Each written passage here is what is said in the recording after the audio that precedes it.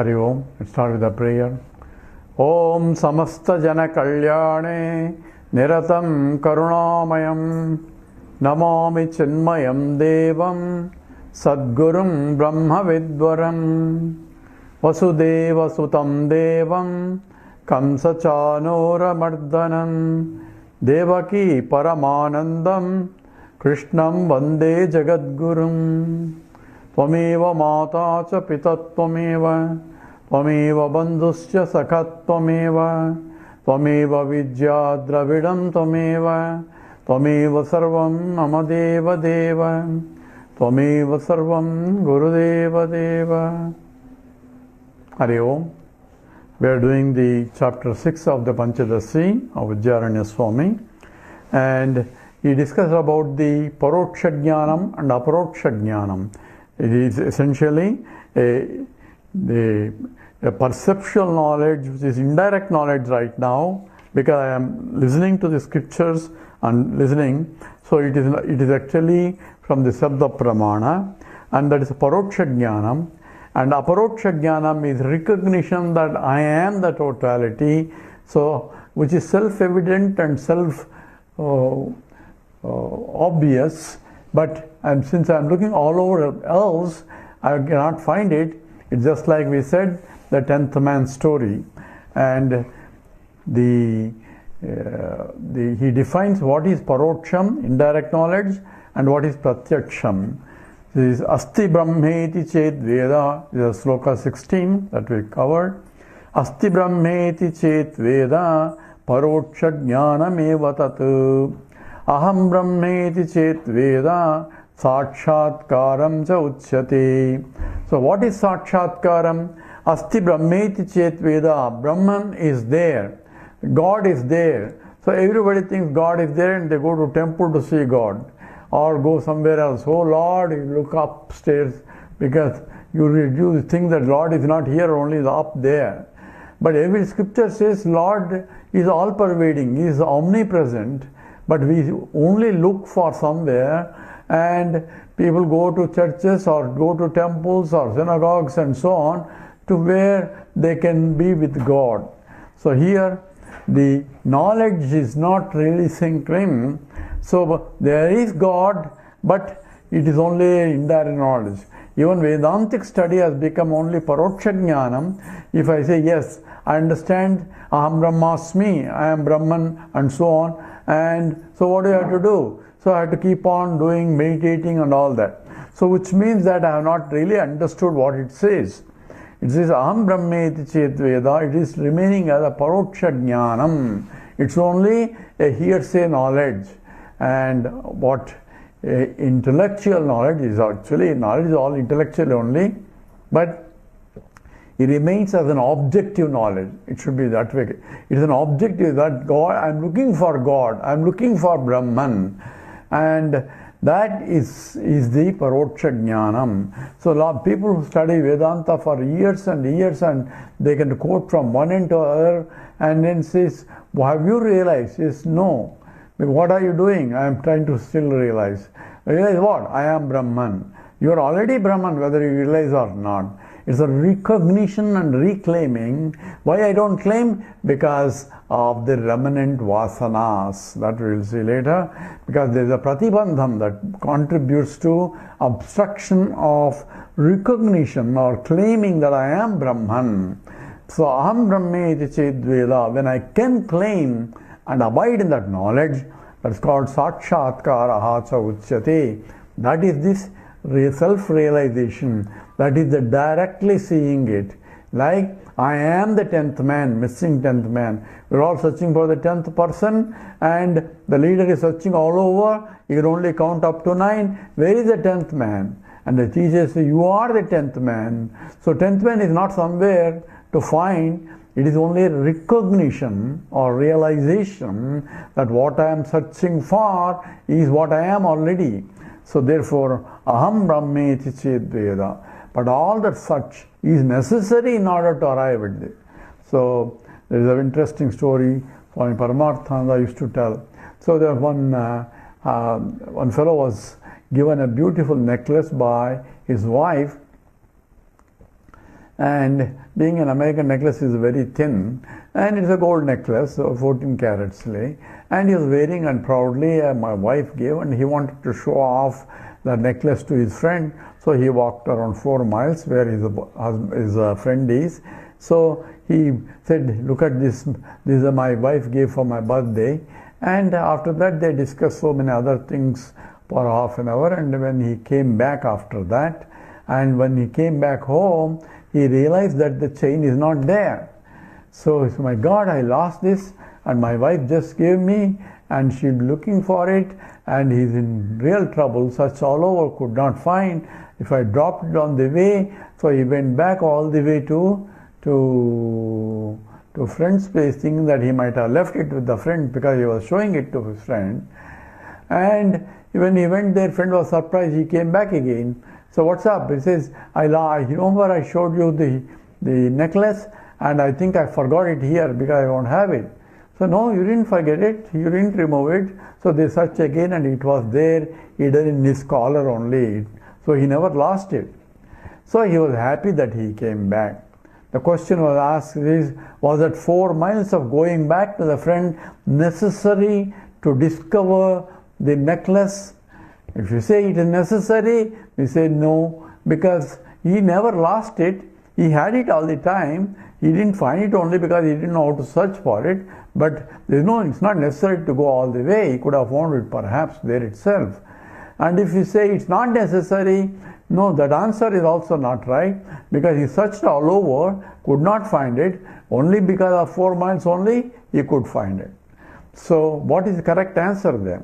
The correct answer is 4 miles of running was necessary to discover that 4 miles of running was not necessary. That is what essentially Atma Vichara is. I had to study all that, and the sadhana, everything is required, necessary to discover I am Brahman. And from the Brahman I am point, none of them really are needed at all, because I am Brahman all the time. Whether I know it or not, I have been Brahman only. Because I cannot but be Brahman. Because Brahman being infinite, and I am existent conscious entity, and there cannot be two existent consciousness. Therefore, it Aham Brahma iti Chet Veda. And the recognition and reclaiming is what is called the Aparoksha Jnanam. So that's how he has defined now. Now we'll take up sloka 17. Tat sakshatkara siddhyartham sakshatkara siddhyartham atmatatvam vivichyate atmatatvam vimichyate yenayam sarva samsarat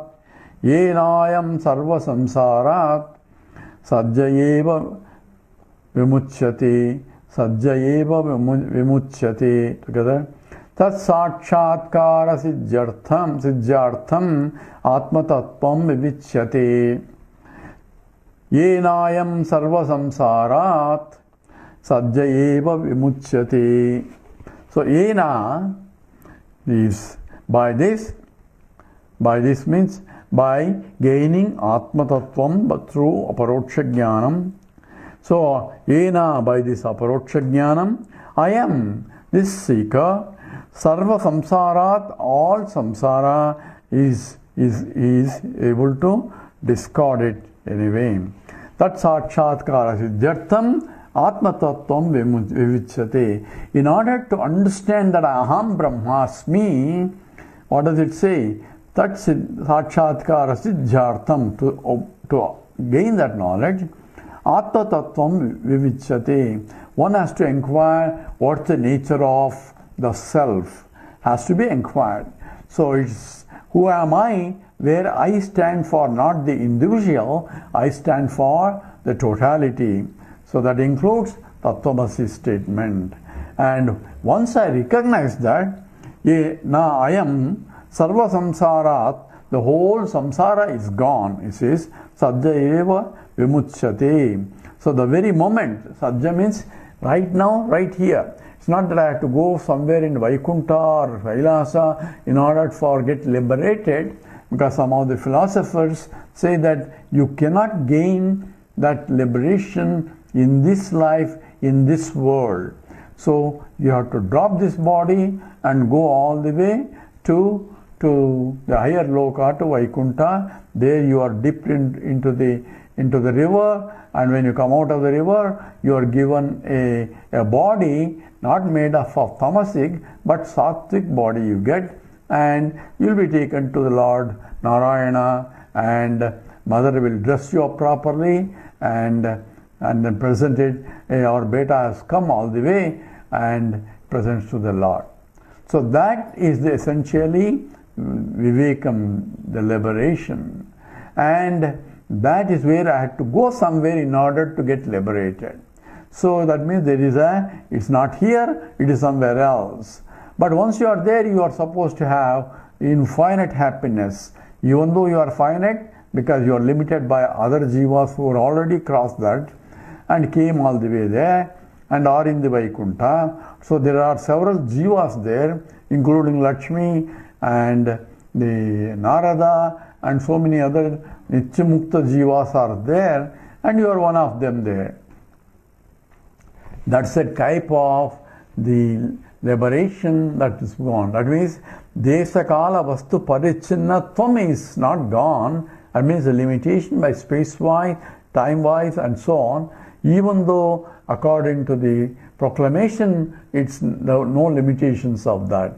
Yet you are limited by space-wise because that's a Vaikuntha, not here, and the time-wise because you're going there but not. So you have to travel from there, and also from the point of Vastu means object-wise. You are different from other people, and there is a hierarchy in the jivas also. So there is a superior jivas and inferior jivas. Essentially we have transported the problems here to problem there, saying that that's not a problem there. That's by proclamation. So that is a type of the moksha, liberation that has been talked about, whereas according to Advaita, it is sajjaha, means right here and right now you can realize because already Brahman, but that knowledge is covered, so you remove the cover, discover. Discover means removing the cover, because that is knowledge eternally present. So yena ayam sarva samsarat sajjayeva muchyate. Right here, right now you can get liberated, because you are already liberated, but you are confused because of the confusion is taken away, and you recognize your own glory at that time. So how do I inquire? So for that, Atma Tattvam Vichyate. For that, you have to inquire who you are. So how do I inquire? The scripture tells you, you have to go to a teacher to inquire. So if I don't know how to inquire, then I have to approach the one who has done that, and that's what Vedanta is. So hence scripture says you have to approach a teacher. Tad vijnanartham se gurum eva vigachet samitpanihi sotriyam brahmanishtam. So in order to gain that knowledge, you go to a teacher, tad vijnanartham, and there you have to go with a humility. So it says essentially one who has himself realized, so that teacher, you go there with samitpanihi, with something to offer to him as a reverential attitude and also attitude of service. And Krishna also says, Tadvidhi pranipatena pariprasnena sevaya. So you approach a teacher to know this knowledge. By how? Pariprasnena, by asking appropriate questions.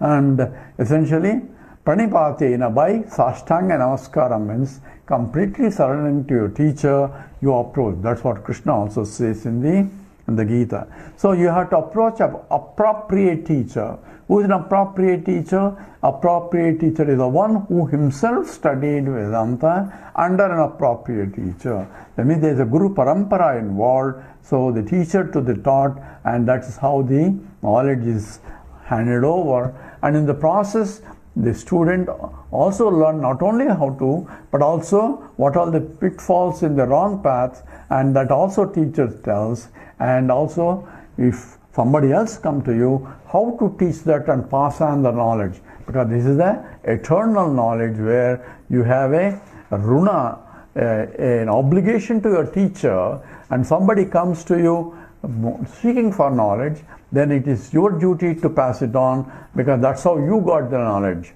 So that becomes Acharya Runa. And that is how our Vedanta, our Hindu tradition is to pass on the knowledge from the teacher to the student, and from the student to his student, so on, all the way to the Lord itself. And therefore, here it says, you have to approach a teacher in order to that. So we'll do sloka 18 now. Kutasto Brahma Jiveshau, Kutasto Brahma Jiveshau, Ichyevam Chit Chaturvidha, Ichyevam Chit Chaturvidha, Ghatakasha Mahakashe, Ghatakasha Mahakashe, Jalakasha Abrakeyatha, Jalakasha Abrakeyatha. Together. Kutasto Brahma Jiveshau, Ichyevam Chit Chaturvidha, Ghatakasha Mahakashe, Jalakasha Abrakeyatha. So here he is giving an example of another example to illustrate how a Jivatma, Paramatma, Ishvara and Brahman are related, and what are the divisions really mean. So here it is, there are four aspects involved: Kutastaha, Brahma, Jiva, Ishvaraha. So here he is going to give more details of each one in the following slokas, so we don't have to worry here. So Kutastha, Brahma, Jiva, Ishvaraha, and the analogy is essentially it is Ghatakasha, Mahakasha, Jalakasha, Abrake, Yatha. Just as says there is a Ghatakasha, there is a pot space. So you consider one pot, and there is a pot space in that, and you pour water, and the water takes the shape of the pot, and because there is a space there, depending on how much space it is there, the water also is accommodated. So if it's a small pot with a small space, only small amount of water it takes. If it's a big pot, then a lot more water can accommodate. So water occupies the space of the pot. So Jalakasha, so essentially the Ghatakasha means the pot space is the basic space in which everything is getting filled up, depending on the amount of the space. So that Ghatakasha one. And Mahakasha is the total space, the whole universal space. And Jalakasha, so if you put water in that, and if you look into that, into the water, suppose the water is calm and serene in the pot, then you can see reflection of the total space in that water. Which water is there? Water occupying only pot space. So in the Ghatakasha, there is a Jalakasha. Jalakasha is the total space that is reflected in the water that is contained in the pot. That's called the Jalakasha. Mahakasha is the total space. Abrake is in the clouds there are water drops, and in the water drops, so there is a reflection of the total space. So we have two reflections. One is a reflection at the local level, another reflection at the global level. And that's what he is going to discuss in terms of Jiva and Ishvara. And the local level, it's a small pot and there's only on the water, and the reflection of the total space in that is what is the local reflection. The global reflection is there is a clouds, and presumably there is a water drops, and the reflection of the space in that water drops containing in the clouds. So how can I see it? He's going to talk about that also. So that's there are four aspects involved, and here four examples also. There are four things. Four aspects is Kutastaha. Kutastaha means that which doesn't undergo any change, in which all modifications are occur. Kutastaha is like anvil. Anvil, everything is beaten on top of anvil. Anvil doesn't deform. If it deforms, then you cannot use it. So the anvil is a platform on which everything is being beaten there, and that forms the Kutastaha. Kutastha Chaitanyam, and that's what technically called. And the Brahman is a total Brahman, and the Jiva, Ishvaraha, Jiva and Ishvara. So Kutastha, Brahma, Jiva, Ishvaraha, four. In the same way, in the example also, we have Ghatakasha, Mahakasha, Jalakasha, and Abrakasha, water in the cloud space. So these are the 4 examples. It's going to illustrate more. So we'll take Sloka 19. Gatavacchinnake neeram, Gatavacchinnake neeram, Yatratra pratibimbitaha, Yatratra pratibimbitaha, Sabra nakshatra akasho, Sabra nakshatra akasho, Jalakasha udiryate, Jalakasha udiryate. Together. Gatavacchinnake neeram, Yattatra pratibimbitaha, Sabra nakshatra akashe, Akasho, Jalakasha udiryate. So Gatavacchinnake, so K is a space, Gatavacchinnam. So in the space contained in the pot, that means pot space, Yat neeram, that water is accommodated. So when you pour water into the pot, the amount of water that you can be accommodated depending on the how much space you have in the pot. So Gatavacchinnake neeram, Yattat atra pratibimbitaha. So Yat neeram, Tatra pratibimbitaha. So there is in the water, then there is a reflection of total space in that water. So there is a water in the pot, and when you look at the water, it's crystal clear. Therefore, it's reflecting the total space that you can see in the water. So you can see sometimes in the ponds and all that, you see the whole sky there. That's how the total space is getting reflected in that pot there, in the water that containing in the small amounts. So that's what is pratibimbitaha. Sabra nakshatra akashe, jala akasha udiryate. Sa abra nakshatra akashe. So it is essentially along with the clouds and even the stars and moon and everything you can see as a reflection in the jalakasha. That's called jalakasha. So water space is the udiryate. That's what is called water space. So you have Ghatakasha and Jalakasha has been defined. The sloka 20. Mahakasasya madhye, Mahakasasya madhye, yan megha mandala michyate, yan megha mandala michyate, pradibimbataya tatra, pradibimbataya tatra, Meghakasho jale sthitaha, Meghakasho jale sthitaha. Together. Mahakashasya madhye, yan megha mandala michyate, pratibimbataya tatra, Meghakasho jale sthitaha. So the Mahakashasya madhye, in the space, in the total space, yet that megha mandalam, there is a group of clouds. And each day one can see the group of clouds in that. And tatra jala pratibimbataya. So pratibimbataya tatra meghakashaha asti. So in suppose in the clouds there are small water drops, and water drops also reflecting the total space. So the whole clouds is reflecting and the total space in that water droplets also, and that is called meghakashaha.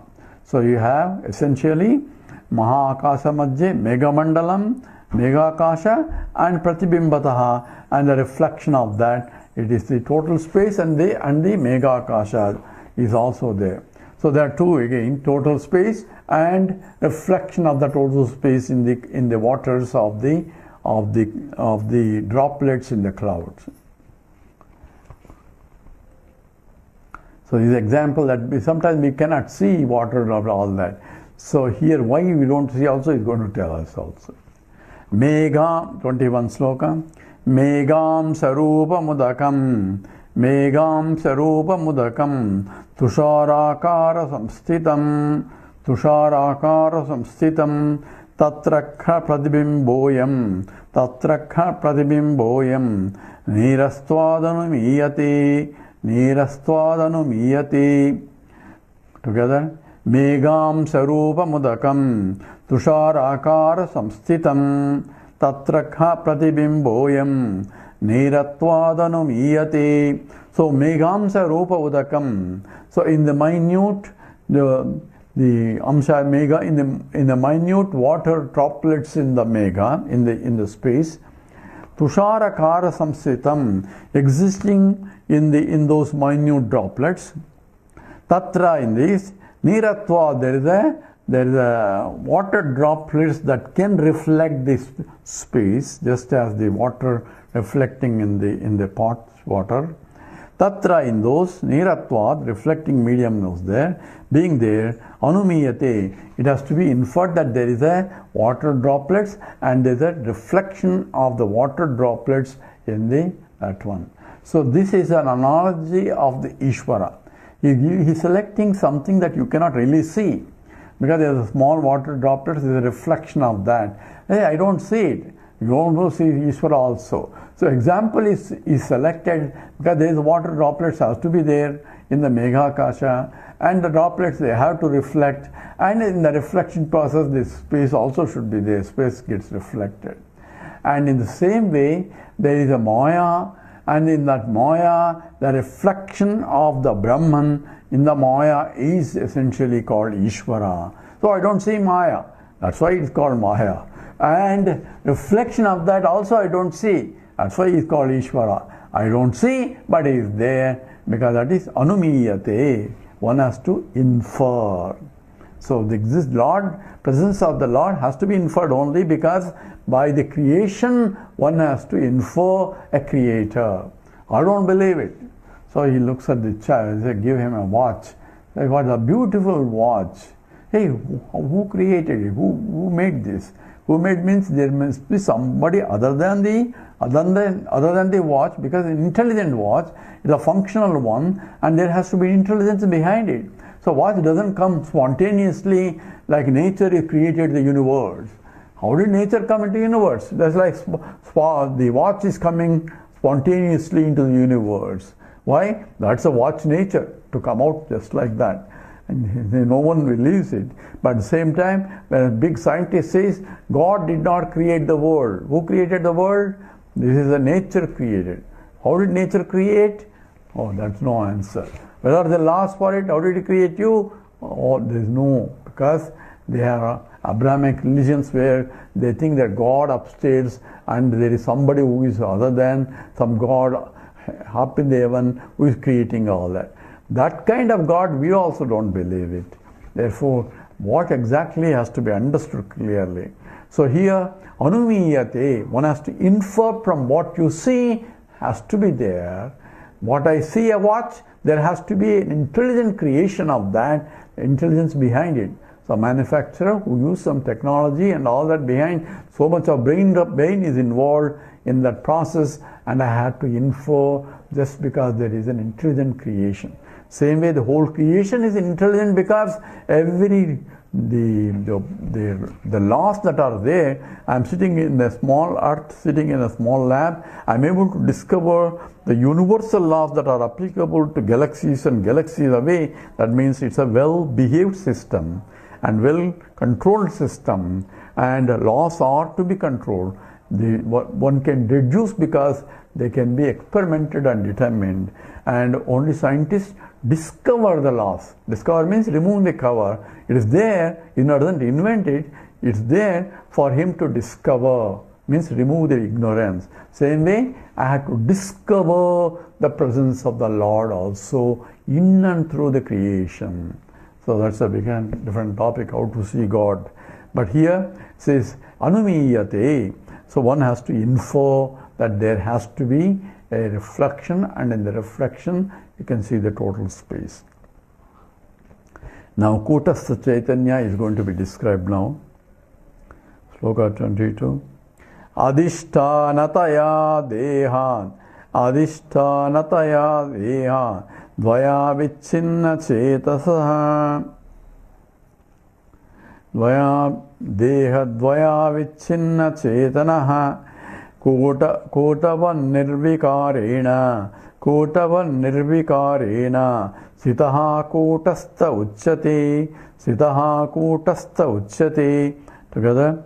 Adhishtanataya deha dvaya vicchinna chetanaha Kotavan nirvikarena Sitah kotastha uchyate.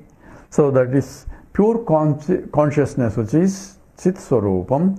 Adhishtanataya, in the form of very substratum, Dehadvaya Vachinna, conditioned by these bodies. Dehadvayam, he is talking about two bodies, but it means gross body and a subtle body.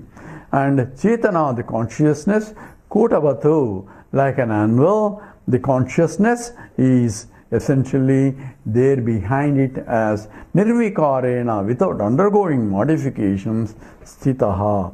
It is that which is the bottom or adhara that supports the whole consciousness behind the reflection of the two sariras, that is subtle body and gross body, is supported by adhara, means adhishtanam, and that's what is essentially the adhishtanataya is what is called Kutastha Chaitanyam. That Kutastha Chaitanyam is the existent consciousness which is all pervading, is the very support for the Jiva also.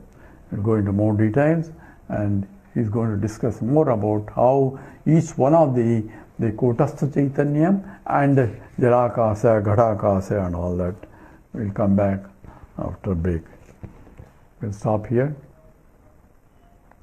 Om Purnamada Purnamidam Purnat Purnamudachyate Purnasya Purnamadaya Purnameva Vasishyate. Om Shanti Shanti Shanti. Harihi Om Sri Gurubhyo Namaha. Harihi Om.